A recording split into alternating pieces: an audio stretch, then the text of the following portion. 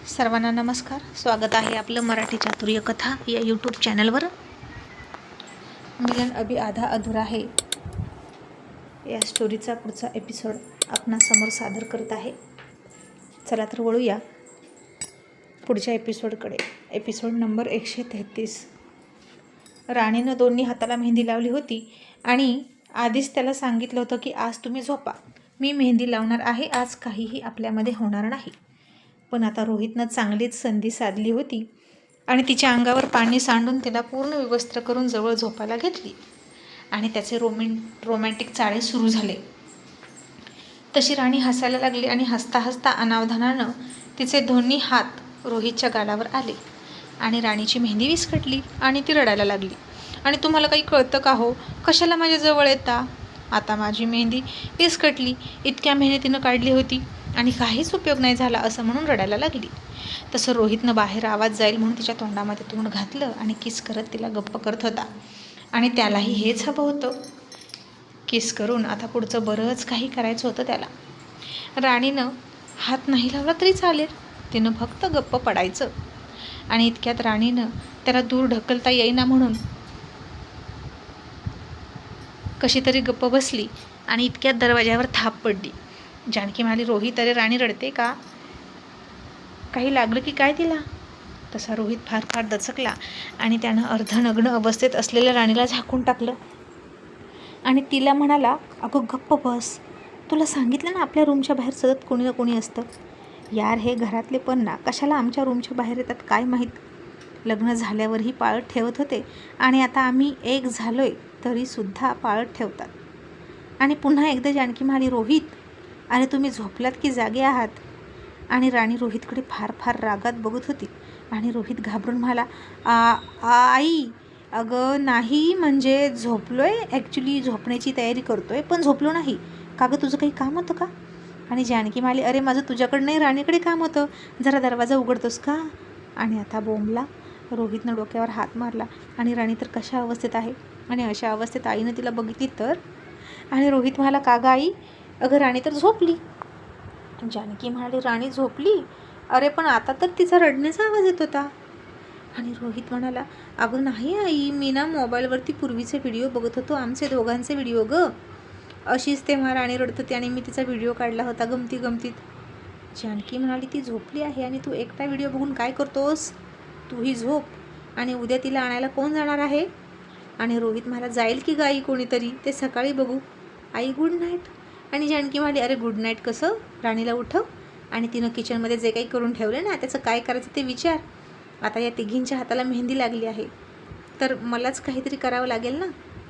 आणि कुठला पदार्थ बनवला तिनं काय माहीत, मला तरी त्याचं काय करायचं माहीत नाही, राणीलाच विचारावं लागेल, नाहीतर सगळं खराब होईल. आणि रोहितनं राणीला खुणवलं आणि म्हणाला, अगं आता काय करून ठेवलंस तू किचनमध्ये? तुला कशाला हौस आहे गं नवीन नवीन पदार्थ शोधून काढण्याची? आणि राणी रागात म्हणाली, गप्प बसा, तुम्ही जर हे सगळं करून ठेवलं नसतं तर आता मी बाहेर गेले असते. हलकट आहात सर तुम्ही, एक नंबरचे. आणि रोहितनं तिच्याकडे डोळे मोठे करून बघितलं आणि म्हणाला, राणी चान्स मारू नको, तू घाणेरडाने डाऊन मार्केट शिवाय देतेस तू मला. राणीनं तोंड फुगवलं आणि म्हणाली, मग उघडा ना दरवाजा की मी ओरडू? आईशी खूप खोटं बोलता का तुम्ही? थांबा, मी आता ओरडून सांगते असं म्हणेपर्यंत रोहितनं पुन्हा तिचं तोंड दाबलं आणि म्हणाला, थांब ना, मी उठवतो राणीला. आई, अगं ती उठतच नाही, ती खूप झोपेत आहे गं आई. राणी उठ ना, राणी उठ ना गं, आई आली उठ. असं रोहित पुन्हा नाटक करायचं आणि राणीला चिमटे घ्यायचा आणि हळूच म्हणाला, आता पटकन सांग काय केलंस किचनमध्ये आणि इथूनच सांग पटकन. आणि राणी म्हणाली, काही नाही, त्यांना म्हणावं ते भांडं फक्त फ्रीजमध्ये ठेवा. आणि रोहित म्हणाला, आई, अगं राणी झोपेत आहे पण तरीही म्हणाली की फ्रीजमध्ये भांडं ठेव. आणि जानकी म्हणाली, बरं, तेवढंच विचारायचं होतं रे, आणि निघून गेली. आणि आता राणीला उठतासुद्धा येईना तरी कोपर टेकून उठली आणि म्हणाली, नालायक कुठले? आणि रोहित तिच्याकडे बघून हसायला लागला. आता राणीची अवस्था अशी होती की तिनं वर काहीच घातलं नव्हतं, खाली फक्त पॅन्ट, तीसुद्धा शॉर्ट घातली होती. आणि एकतर तिला ते सगळं विचित्र वाटत होतं आणि रोहित मात्र पूर्ण वेडेपणा करत होता. आणि त्याच्या गालावर मेहंदी लागली म्हणून तोही चिडला आणि म्हणाला, तू मूर्ख आहेस का गं, आता काय करायचं सांग? आणि राणी पुन्हा मोठ्या मोठ्यानं रडायला लागली. आणि रोहित घाबरला आणि मला, अगं काय करतेस, गप्प बस ना, कशाला रडतेस, माझी आई. आणि राणी म्हणाली, मी तुमची आई आहे का, नालायक कुठले, आईला असं कुणी बेडवर घेतं का अशा अवस्थेत. आणि रोहितनं तर डोक्यावरच हात मारला, तोंडाचा आ वासला आणि बोंबलायचा तेवढा राहिला होता. आणि म्हणाला, तुला काहीतरी लाज वाटते का गं, काही पण कशी बोलतेस. अगं मी असंच म्हणालो आई, आणि सगळेच म्हणतात. राणी म्हणाली, लाज तर तुम्हाला वाटत नाही, तुम्ही कशाला मला इथे असं घेतलं, आणि मगाशी कसे करत होते आईला घाबरून, आ आ आई असं ती तोंड वाकडं करून म्हणाली. आणि रोहित म्हणाला, आ आ आई मका, मी तुझा मामा, दे मला मुका, असं म्हणून त्यानं राणीच्या तोंडात तोंड घातलं आणि तिला सरकन खाली बेडवर ओढली. तिचे कोपर बेडसोबत दाबून पकडले आणि म्हणाला, राणी हलू नकोस, नाहीतर उरली सुरली मेहंदीसुद्धा तुझी खराब होईल. आणि असं काय करतेस गं, मी तुझ्यावर प्रेमच करतोय ना, मग करू दे ना थोडंसं, असं म्हणून त्यानं तिच्या छातीवर ओठ टेकवले आणि तिच्या पायाच्या नखापासून तिला चुंबन करायला लागला.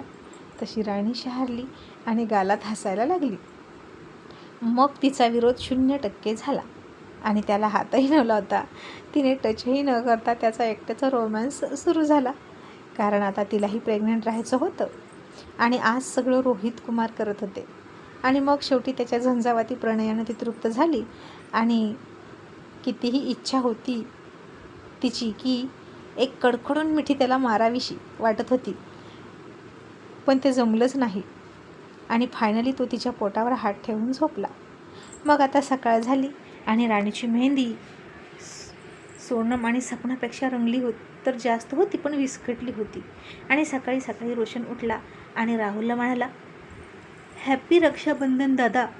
आणि या तिघींनी त्याच्याकडे चकित होऊन बघितलं. आणि रोशन म्हणाला, असं काय बघताय, आम्ही म्हणतो असं, आता आम्हाला बहिणी नाही ना, तर मग आम्हीच एकमेकांचं रक्षण करतो आणि एकमेकांवर प्रेम करतो. आणि मी माझ्या दोन्ही दादांना राखीसुद्धा बांधतो, तुम्हाला माहीत नाही का, तर आत्ता जाणून घ्या. आणि बघू बघू मेहंदी कोणाची रंगली जास्त, असं म्हणून तो बघायला लागला. हां, सपना वहिनीची मेहंदी रंगली आहे, पण सो याचा अर्थ मी काय समजायचा, राहुल दादा वहिनीवर सो प्रेम करतो.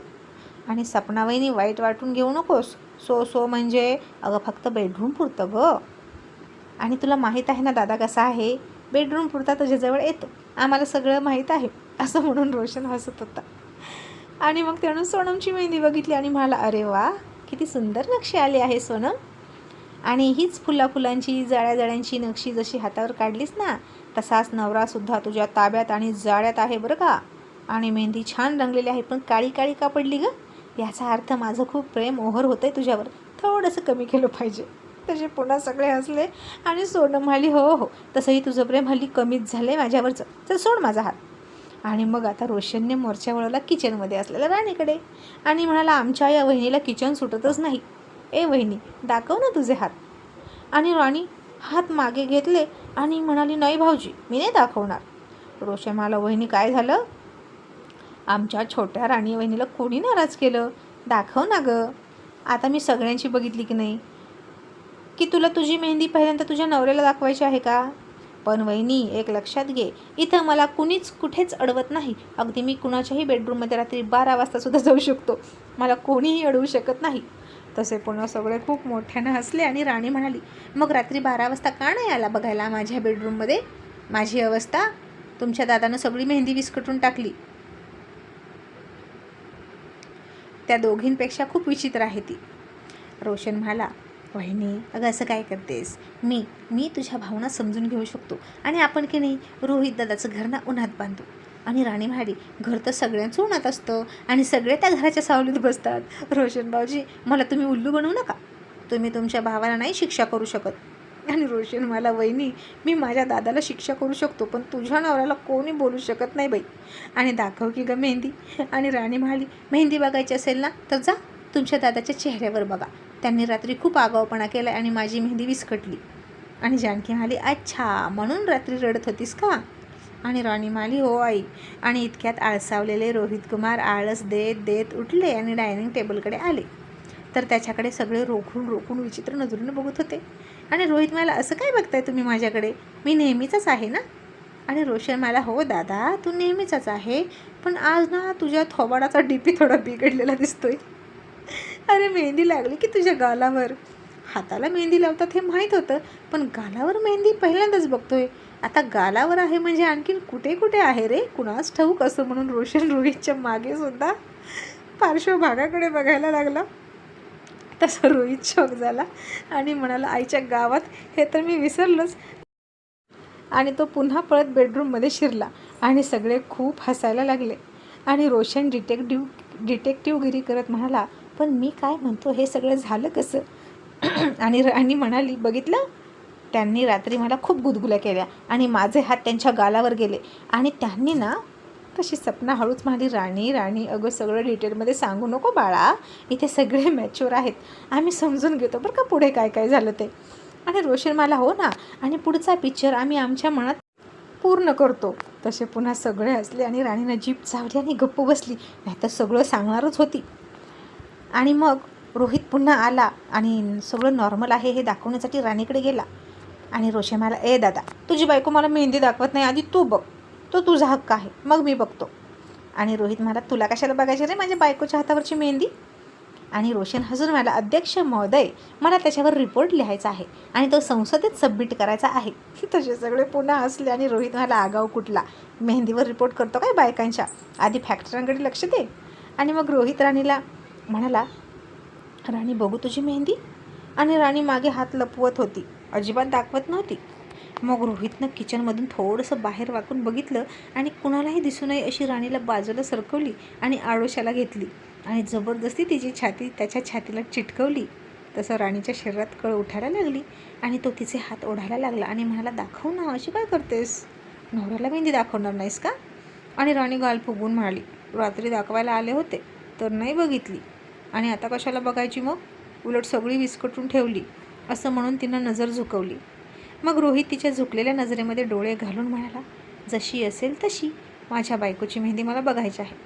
आणि ती म्हणाली, राहू द्या, सगळा काला झाला आहे, सगळी डिझाईनसुद्धा पुसली. आणि रोहितनं तरीही तिचे हात जबरदस्ती पुढे घेतले आणि त्या हातावर बघितलं तर सगळी नक्षी पुसली होती, पण मेहंदी अगदी परफेक्ट रंगली होती. आणि तिच्या हातावर त्याने ओठ टेकवले आणि म्हणाला, राणी नक्षी पुसली म्हणून काय झालं गं, आपलं आयुष्यसुद्धा असंच रंगीत आहे, लक्षात ठेव. कसलीही क्लॅरिटी नाही, स्पष्टता नाही, तरीही आपलं नातं सुरू आहे ना, आणि असंच ते रंगतदार होत जाणार. आणि माझ्यासाठी का नाही थांबली, मला तुझ्यासोबत आंघोळ करायची होती आणि कपडेही चेंज करायचे होते तुझे. आणि तो असं बोलल्यामुळे ती थोडी हसली आणि तिला समाधान वाटलं.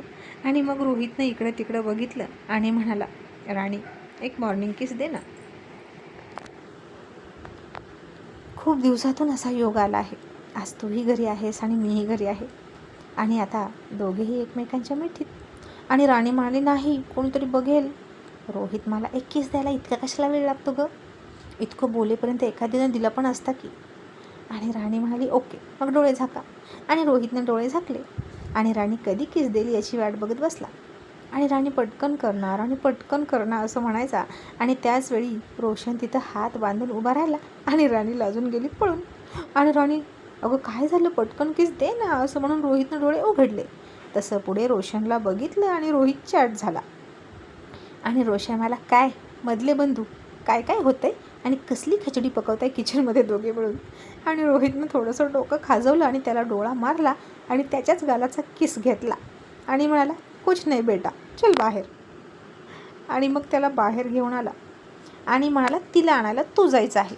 रोशन म्हणाला, अरे पण तू नाही आला तर ती चिडेल, सगळ्यात जास्त तुला बघायला आवडतं तिला, आणि माझ्यासोबत ती नाही आली तर. रोहित मला, मी समजावतो तिला इथे आल्यावर. आणि अरे मला मतदारसंघात जायचं आहे, तिथंही सामूहिक रक्षाबंधनाचा कार्यक्रम आहे ना. आणि तोपर्यंत टिंगूचा फोन सुरूसुद्धा झाला. आणि रोहित मला निघावं लागेल. ए राणी, तू येशील का गं माझ्यासोबत, माझ्या सगळ्या बहिणींना गिफ्ट वाटायला. आणि राणी जानकी म्हणाली, अरे पण ती आली तर.